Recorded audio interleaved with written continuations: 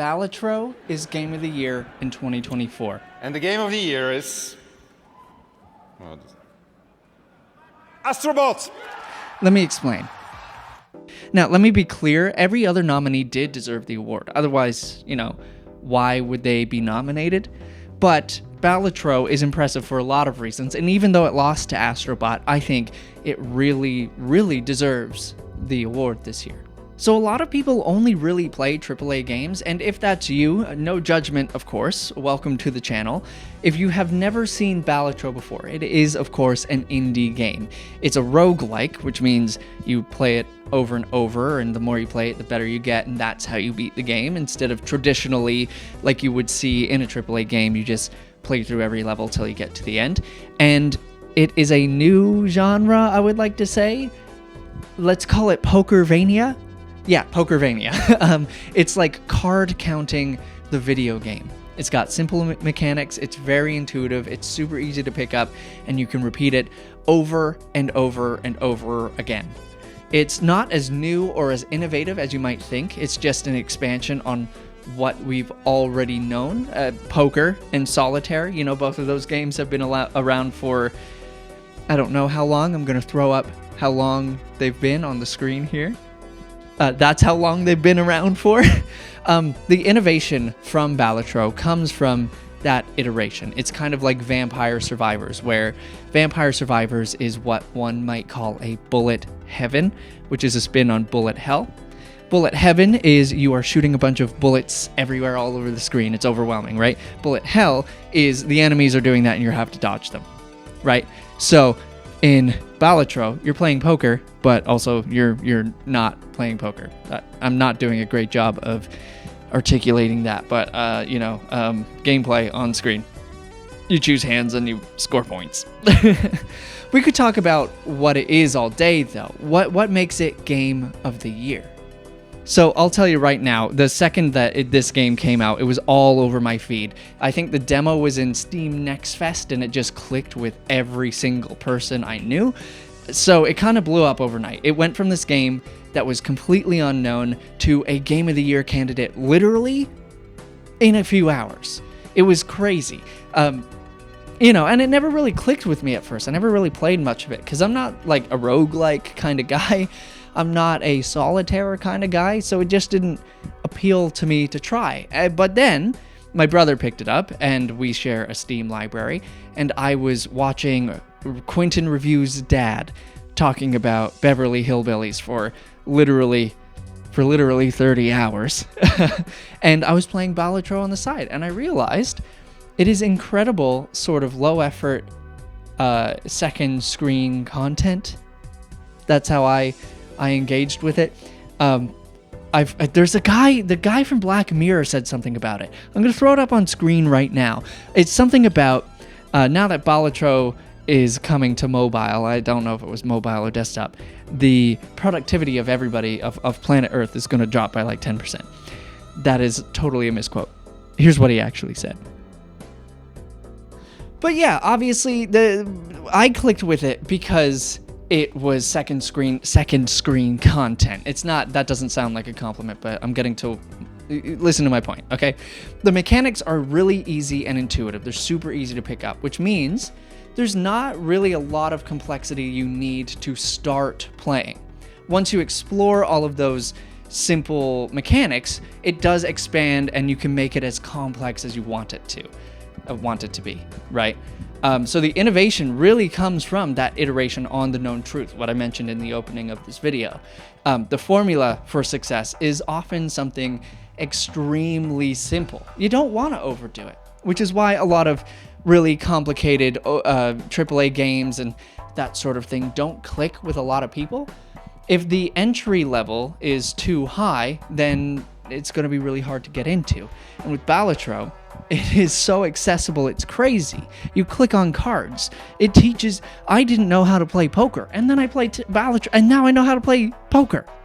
That's crazy, right? That's crazy. So this question comes up when I'm thinking about Balatro in that way, and that question is larger better? Balatro is a very small game, and it has the power to resonate in the same way as many larger games. You see that because, it was put up against 4 or 5 other huge AAA games. Balatro is a teensy tiny game made by one single dude, and it's competing with games made by hundreds, sometimes thousands of developers, which is crazy, right? That's crazy. The fact that it can compete like that. And the file size is tiny too. It's a small game. You can beat it in an hour if you really focus on it. But the big takeaway I want to instill from that is that small indie games are as much a technical accomplishment as big AAA games. Like, imagine you have thousands of people working on this massive title, and of course it comes out, and it's still broken somehow, but then you have one guy, one dude, working on this game, and it not only does it come out, but it's incredible. So yeah, Balatro is made by just one dude. He's kind of an underdog in the industry, right? Local thunk. He made this game for himself and his friends, and it kind of just snowballed out of control. And if you want to see what I mean, like, here's the full credits, and it's local thunk, it's a music composer, and it's like some art help, and then a ton of publishers. Plus, later on they released collab cards that other developers lend a hand in, I think. I haven't read this yet, so if I'm wrong, there will be a clarification on the screen. But point is, man was like, I had an idea for a game. I want to play poker solitaire. So he made it. He just made the game he wanted to play. You can just do that. But anything made by just one dude is some crazy accomplishment. To think that one guy, one dude, made a game that qualified for Game of the Year. It was nominated for Game of the Year up against games that were made by hundreds of people. Hundreds of people.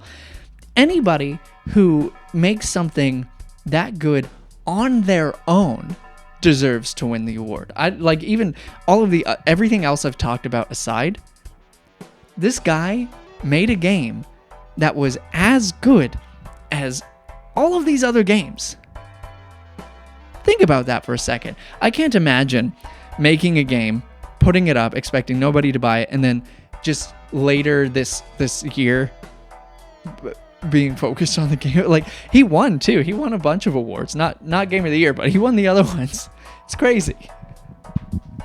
So yeah, Balatro had a ton of cultural impact. I think the fact that this game was nominated at all shows how much power small developers and small games can have. It could have the power to change the whole industry. We'll just have to wait and see. Point is, with a game this small and this innovative, making it all the way to Game of the Year nominations, it could be that many other smaller developers are inspired to start work on their own thing. We'll find out in like 5 years whether or not this had an impact, but even AAA developers could or should be taking notes from Balatro because of this.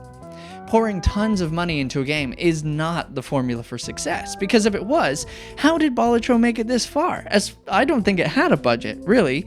I mean, he paid for a soundtrack, I guess, but, aside from marketing from his publisher that he got, late in the game, it was made on basically no budget with a creative idea by a passionate individual. That's it, right? The reason why I think this game is Game of the Year, despite not winning, is that power. The power to inspire an entire industry. So yeah, Balatro's Game of the Year. One guy made a game that he wanted to play for him and his friends, and he was incredibly passionate and creative, and he really nailed what he was going for. And so, lo and behold, it resonated with tons of other people. One guy making it to the Game of the Year nominations it kind of breaks my brain to think about, because all of these other games had hundreds or thousands of developers on them, right? One guy competing against hundreds of thousands of people single-handedly deserves the award. Whether or not he won, Balatro is absolutely Game of the Year. Thanks for coming to my TED Talk, I guess. I'm trying something new here. This was completely unscripted. If it worked, please let me know in the comments, and I hope you have a happy new year. Catch you on the flip side.